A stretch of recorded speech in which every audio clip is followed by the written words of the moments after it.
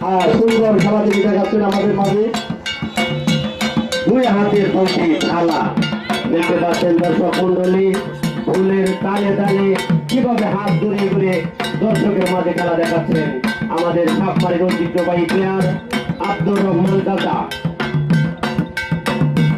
যদিও সে বয়সের ভারে তারপরেও দেখা যায় তার কোমর এবং হাত মুখ চোখ একজন 12-13 বছরের বালকের মতো খেলা দেখাচ্ছেন দর্শক মন্ডলী।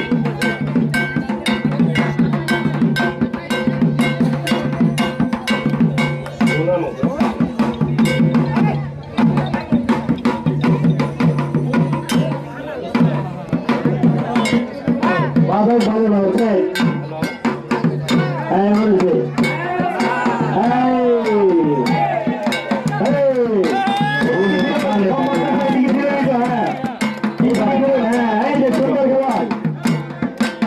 ভালো